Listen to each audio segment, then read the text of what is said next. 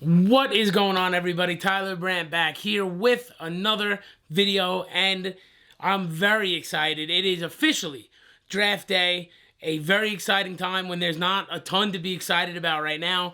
So finally, something that you could just shut your mind off and just entertain yourself if you're a football fan tonight, with round one of the draft, rounds 2 and 3 on Friday, and the rest of the draft on Saturday. It's going to be a little different virtually, doing it online. There's definitely going to be some hiccups, but I'm very excited to see where all these young players go and where all these future stars of the league go and where their career trajectory takes them. And I thought, what better way to end this pre-draft part of the week than to, just have our final mock draft of the season. It's one of the most highly anticipated parts of draft season is all the mock drafts. So this is going to be my final mock draft 3.0. There are some familiar faces and there are some new faces on here. And it's going to be an interesting one. If you disagree with the picks, drop a comment below or get at me on social media if you disagree with me or you want to debate. I love to talk. But regardless, let's get into it. So mock draft 3.0 on draft day. Happy draft day. Here we go. So the Patriots have the 23rd overall pick in the first round. A little bit earlier than we would have liked as Patriot fans to have them pick. Normally we're accustomed to, 28 through 32. But, we're going to get a good player here. I think that they can go anywhere. I don't think they go wide receiver for obvious reasons, but I think they can really go anywhere here if a quarterback falls.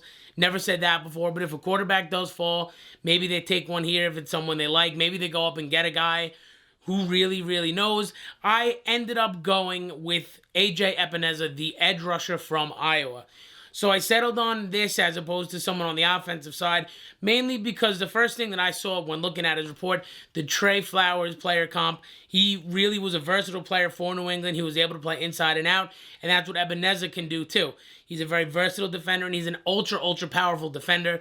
Patriots lost a lot of defensive pieces, especially a lot of guys that can rush the passer.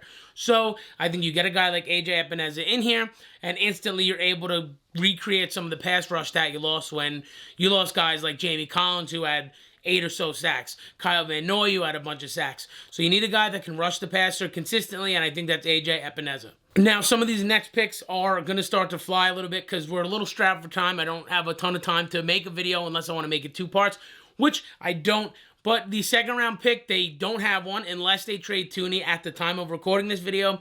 Joe Thuney's still a New England Patriot. But at the time of recording this video, Rob Gronkowski has been traded.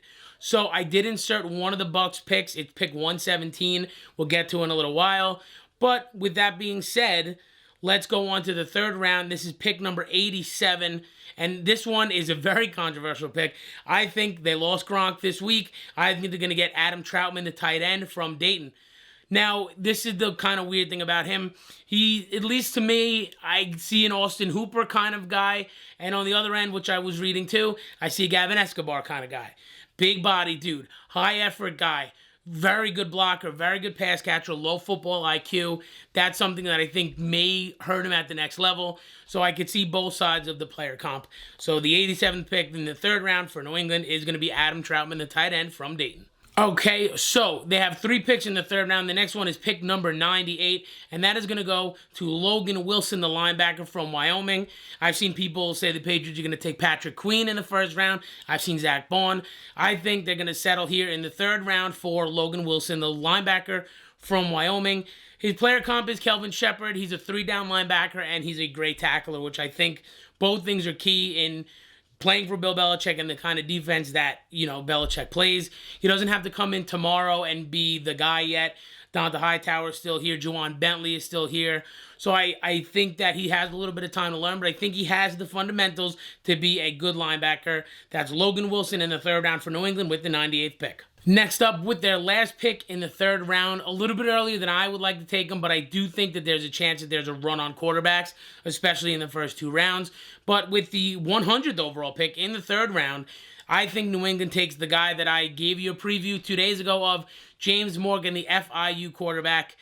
And this one, he didn't really have a great player comp anywhere that I looked. For me, with his measurables and kind of the way he played, I kind of saw Jameis Winston. I was all for getting him in free agency once Brady left. I know he turns the ball over a lot, but he's still a good quarterback. And I think that James Morgan has the stuff to be a good quarterback. He is a work in progress. That's why I think you can come in. He can compete for a job with Stidham and Hoyer. But he has an NFL arm and he has a great release.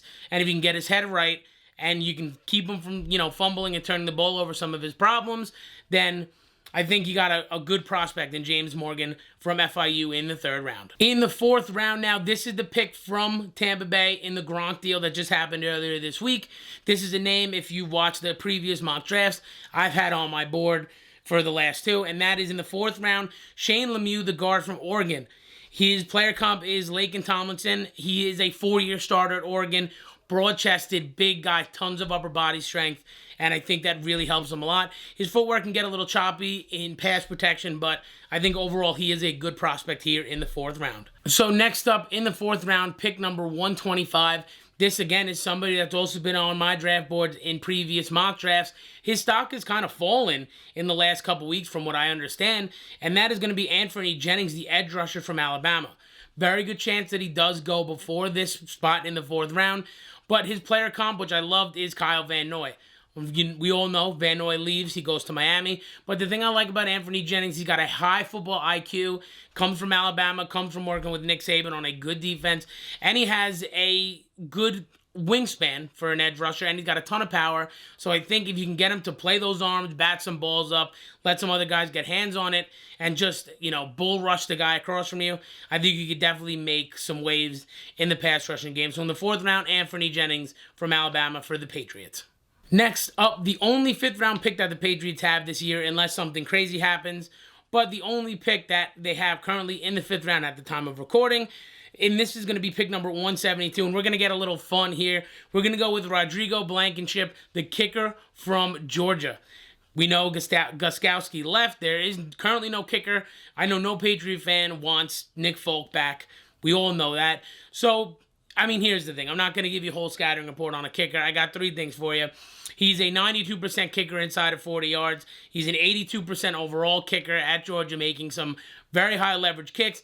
And he can kick off the tee, and he can drive it through the back of the end zone. You can do all 3 of those, as long as you're not like a Robert Aguayo who has a meltdown when he gets to the next level. Sign me up for him, especially if we can get him for the next decade. Another Vinatieri, another Gostkowski.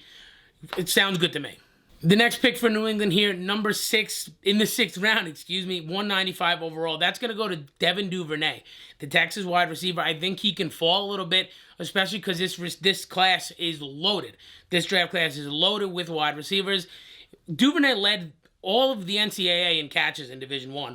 So I think the fact that he's taken here in the 6th round, I don't necessarily know if he's going to be a superstar, but if you can catch the ball, you automatically have a spot in New England, and I think that they could use a couple guys that can catch the ball. He's got soft hands. He's got very reliable hands. He didn't lead the NCAA in catches for no reason, and I think with whoever your new guy is a quarterback, you need a guy who's reliable and has good hands, and that's Devin Duvernay. All right, next up in the 6th round, pick number 204. We're in the 200s now. It is going to be Trey Adams, the offensive tackle from Washington. Now, he has a Matt Khalil player comp, which is very rare that you find a pretty good player comp in the later rounds. But the big thing with him, he's a big boy. He's 6'8", 318, but injuries really derailed his career at Washington, and it really kind of set him back a little bit. He could be a complete bust and really never get anything going in the NFL, but he is a big boy, and I think that you at least got to take a flyer on somebody like that. If he doesn't get hurt, he's a way earlier round pick coming out, but injuries kind of derailed him a little bit. And in the 6th round, I'll take a flyer on just that 6'8" body by itself. The next 6th round pick that New England has, pick number 212, that's going to go to Colton McKivitz, the guard from West Virginia. Now, he's a 4-year starter. He is a Caleb McCary player comp, and really he just has good balance and poise for an offensive lineman or for a guard. I think with the Tooney thing that's going around, we're going to need, and the Patriots are going to need to stock up on linemen and good linemen that can come in and play. And I think he's a little rough around the edges, has a little bit of work to do. But I think with good balance, good poise, 4-year start, he's got a good head on his shoulders. He's an effort player. I think you can mold him into definitely a good guard for the New England Patriots. All right, so we got 3 picks left as of right now. Again, asterisk unless something crazy happens. But the next pick in this draft is going to go the 4th, 6th round pick for New England, number 213 overall. That's going to go to Tyshawn Render. Now, he's an edge from mid-Tennessee State. If you were on any sort of social media and I say mid-Tennessee State, that's the picture of Bill Belichick watching someone work out and scouting them the night before I think it was the Combine. So, basically, this is the guy. That's the story. Tyshawn Render, he is a great leader. He's an effort player, and he definitely caught Bill Belichick's eye. And unless a team drafts him just because of that meme, which I think is possible, if he's here in the 6th round, these are Bill Belichick guys. These are the guys that end up really making a name for themselves. Juwan Bentley was one of them a couple years ago.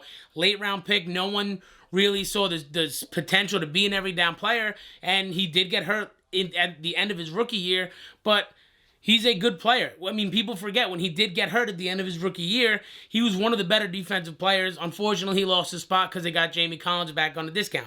So I think this is another Juwan Bentley kind of guy. Of course, he's an edge. It's a different position, but I do like Tyshawn Render here, and Bill Belichick likes him too. Next up, first of 2 7th-round picks, unless it's going to be one of these 2 picks that go to Gronk. So I'm going to give you both, but hopefully on the bottom here, we'll find out exactly which pick goes to Tampa Bay. But as of recording this, they have 2 7th-round picks-ish. So these were the ones that I think they would take. The first one and the one that I think they should take no matter what, that's Aaron Parker, the wide receiver from Rhode Island. You know, you've heard me talk about him before. I've had him in both of my mocks in the 7th round. If he's there, there could be a crazy run on wide receivers. He had 1,200 yards and over 80 catches in his college career, in the last year, excuse me. So I think if he's there, you take a flyer on him. Other teams are going to take a flyer on him. He has a great catch radius, and he's a good run blocker for a wide receiver. So I think he does a lot of things Bill Belichick likes, and 1,200 yards, sign me up for that. And finally, Josh Metellus is going to be the last pick for New England. This is in the 7th round, pick number 241. This pick may or may not be there. One of these 2 picks, again, may or may not be there. But the safety from Michigan, Chuck Clark, is his player comp. Downhill tackler, and he has some versatility at the next level. He's a very, very big, very hard hitter. I'm a Michigan fan, so I've watched him play at Michigan. He's gotten a few targeting calls that really turned my hair gray and very frustrating, but he is a downhill tackler, and he's a downhill player, and he could be molded into something at the next level if he puts the effort in. He's a smart player, and it remains to be seen. In the 7th round, you're really looking for special teamers, so that could be Josh Metellus. But anyway, that is it for the mock draft. Those are all the picks that the Patriots have right now. We'll see what they do later on tonight in the draft, and if they make any crazy moves regarding trading anyone or doing anything crazy. Who knows, maybe Tua Tagovailoa will be a Patriots quarterback soon, but only time will tell. That's going to do it for the pre-draft portion of draft week here. Tomorrow, the plan is to have a review of that 1st round pick, maybe a little bit more in depth, see the goods and the bads of who they chose. But until then, enjoy the draft. Remember, follow me on social media, Twitter and Instagram, Facebook too, but I'm very active on Twitter and Instagram at the Tyler Brandt down there. And until the next video, I'll catch you later.